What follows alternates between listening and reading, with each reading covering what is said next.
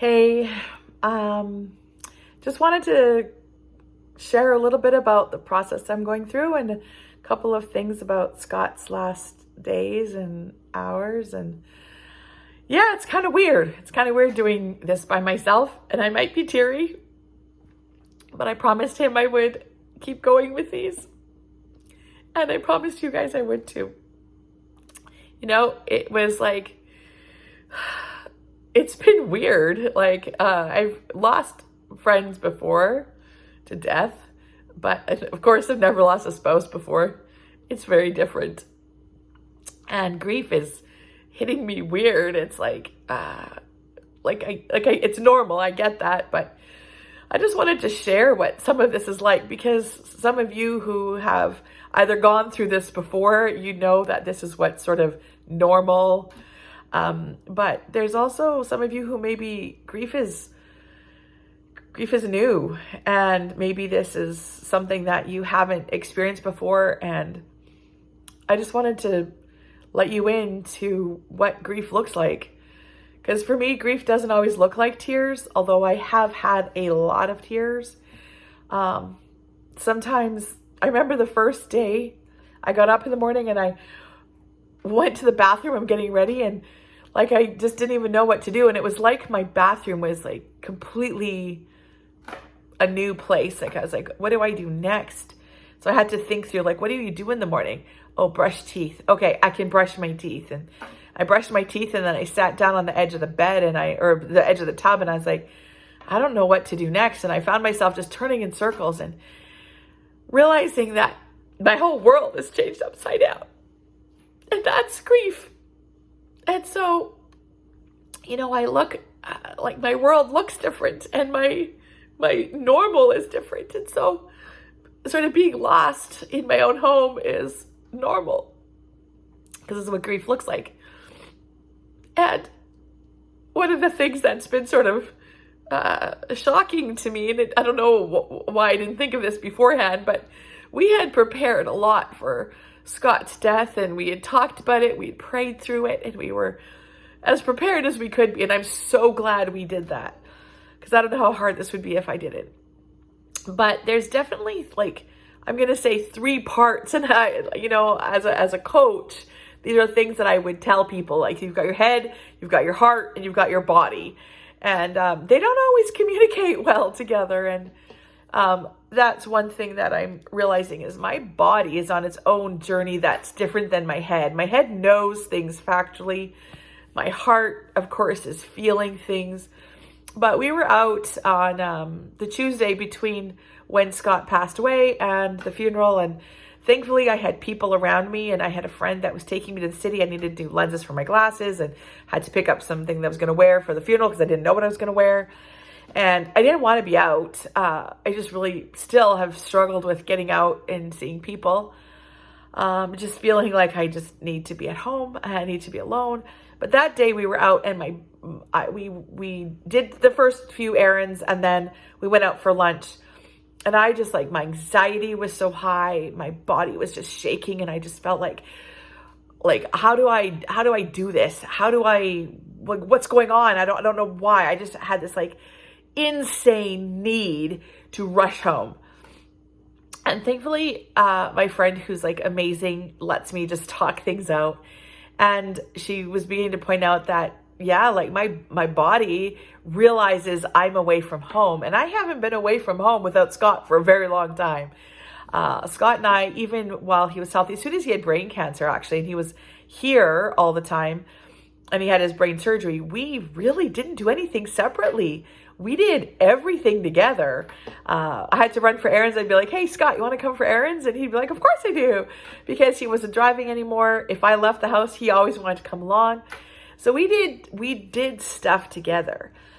And then as he got weaker and as the illness progressed, he needed me more. So there's less and less opportunity for me to leave. Now, there were a few times while he was still healthier that he would say, oh, why don't you go out with the girls? Why don't you go to the Bible study thing? Why don't you do whatever?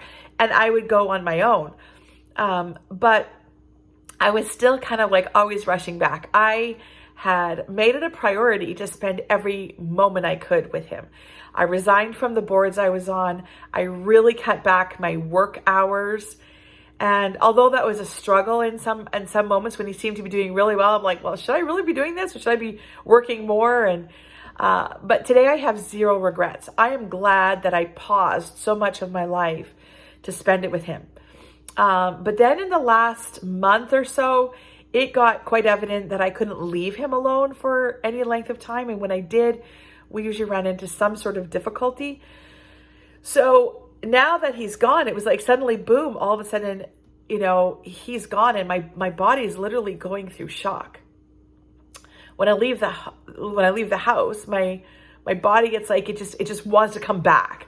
It's like this anxiety, like I can't be away from home. And my head knows Scott's not there.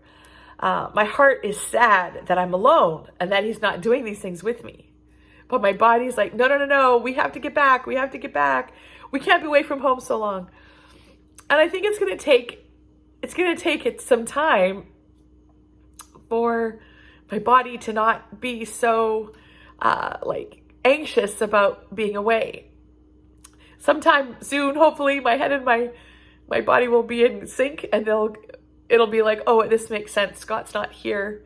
I can go. There's also a lot of months of like no sleep or very little sleep. Lots of stress the months before he passed away. And I wouldn't change it for a world, but my body needs to recover. And then that last week, I did not sleep really at all.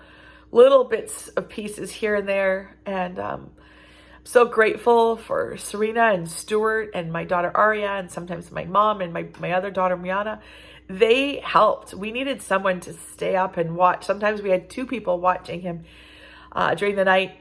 And then I would try and sleep, and then there'd be two people or one person watching us, so that if he needed me, that I'd be up quickly. And so just like very little sleep. And my body is like trying to catch up. Then the week after was like planning and preparing for the funeral, and guests and people, and lots of people, which was wonderful. It's so good to know I was supported, and to see how much Scott was loved. And so it was beautiful. But my body is just crashing. I need sleep. I feel like I get up, I walk to the kitchen, make myself a coffee, and need a nap. And so, this extreme fatigue, my muscles ache. I haven't done anything, but I think they're just starting to release some of the stress that I've carried and the lack of sleep that I've carried for a long time. And so just trying to learn how to give myself grace in this time, and I'm trying to eat well. I'm so grateful for the people who know what my specialized diet is, that supported me through all this and brought me food to the funeral, and who brought me food throughout and brought me snacks and made sure that I had options here that I could eat and stay as healthy as possible. And so I'm going to try and continue with all that.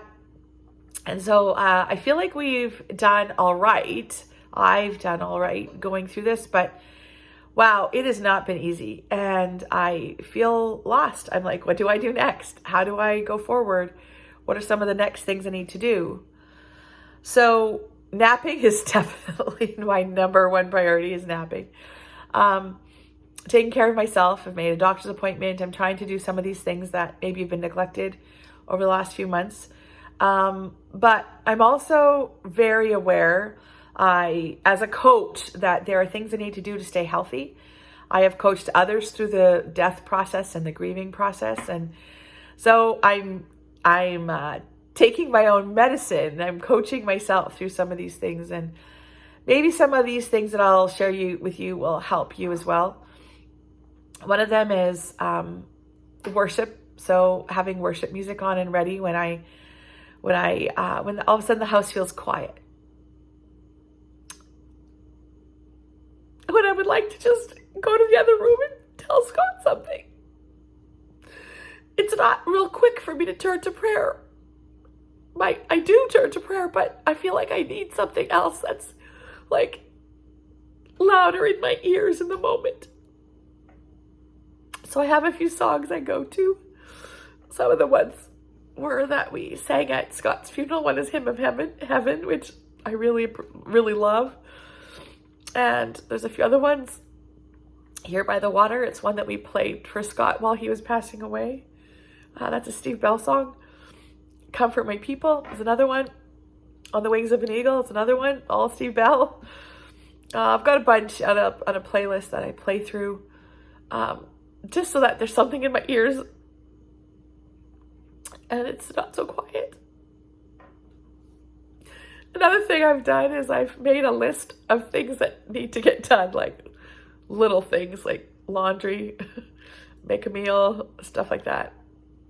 Put away the laundry, hang a hook, water the plants, stuff like that. I've made a list of quite a lot of things.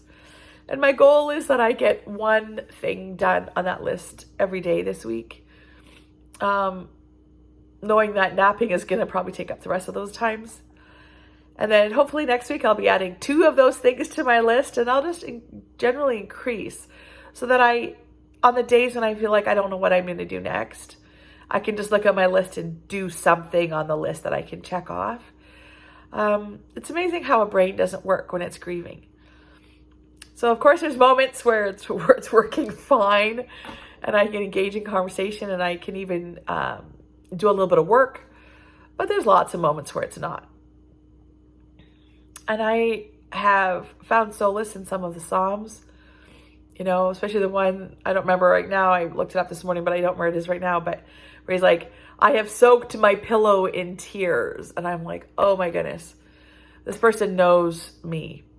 And so I've, just been trying to think through some of those times, remembering some of the times that Scott and I had together where we did talk about what life would be like after. And there's no rush for me to do the things that he and I talked about. I know that. But it does help me remember that he and I did talk about this. We planned for this. And he would want me to continue to live and to be strong. I don't feel strong. But I know that I'm not alone. The Lord walks with me. I've had lots of amazing times of prayer with him, and I feel like the Lord is speaking. Not anything profound, but just that I'm not alone. I don't feel alone. But boy, do I miss Scott. During the funeral and the days after, all of his family came from all over, actually, all over Canada, some from the US. And I was taking a few pictures and I just was like, oh, I can hardly wait to tell Scott. But I can't. So I'm just gonna continue to remember them and talk the ears off of those who will listen. Which just brings me to another thing that I want to share. Like, if you know anyone else, like, I'm not the only person grieving right now. Lots of you are grieving. You might be grieving Scott. You might be grieving other people. And maybe you know someone who's grieving right now. I'm going to give you something like a question that you can ask them. A few people have asked me this, and I just feel so seen and so loved. So I want to encourage you to ask this. The first person who did this, actually, I walked into the chiropractor office, and the woman who is one of the receptionists there, she just looked at me and she just started getting tears in her eyes. She's like, I am so sorry. It just went so fast for Scott. She's like, the last time I was here and he came in for an appointment, he just looked so good. And then she's like, do you mind if I ask, like, can you tell me about the last bit? Like, what happened? Or is it too much? But like, I'd really like to know. And some of you might be hesitant to ask that question because maybe it'll like, I have to revisit the pain or relive some of those hard moments. But actually, I felt like, wow, someone wants to hear this story of someone who's like so precious to me. And the parts that I lived through. Like, this is like a monumental event for me. And someone wants to hear the details. Of course, I didn't give her all the details, but I had a few minutes before I was called to my exam room. So I was able to talk to her, and it just felt so good that someone wanted to hear. And so encourage, if someone has passed away or is going through a hard time, they're carrying a lot of that. Just sit with them and ask very simply, like, I would be interested in hearing the details of this. Do you want to talk, or is there a better time, or is this just too hard? I'm okay with whatever, but I actually do care enough, and I do want to hear your story. And yeah, it just feels good to have someone else want to know, what did I live through? And maybe when I have a chance, I'll share a little bit more about that. But of course, I'd never been in a room with someone dying before. So the experience of holding my husband while he passed away was pretty significant. And the days leading up to it were like nothing short of incredible, hard. But there's so many things I want to share about the things he saw and some really funny things that he said and did.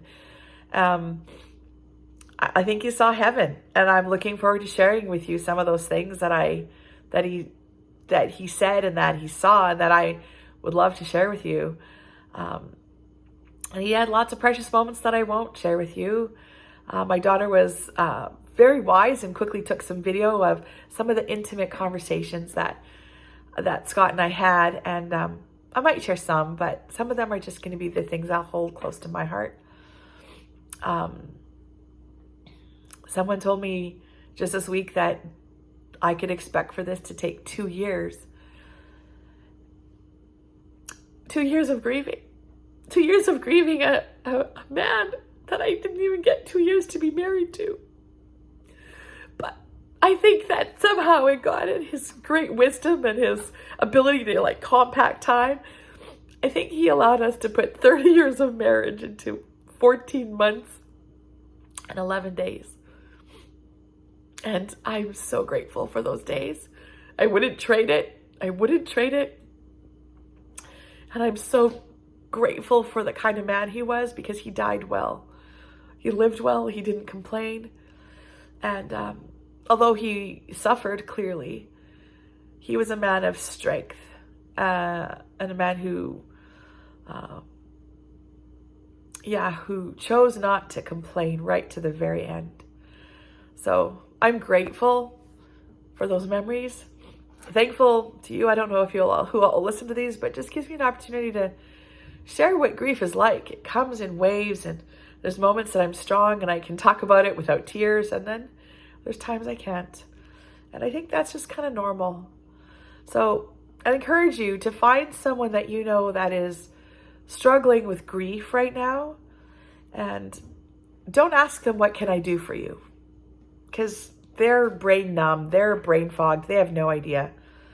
Bring them a coffee, bring them a meal, and then just say, hey, I'd love to hear your story. Tell me about your story. What's going on? Tell me about the part that, no one else seems to want to hear. Because those are the parts that we hold dear, and we're excited to share, because it helps us let someone else know how amazing the person is that we loved. So anyway, there you go. Be encouraged. Even if you're grieving today, your grief is not wasted. It just means you loved well, and love doesn't turn off. So the grieving will be long. I'm pretty sure it'll be long. A lot longer than the short marriage I had. So yeah, be encouraged.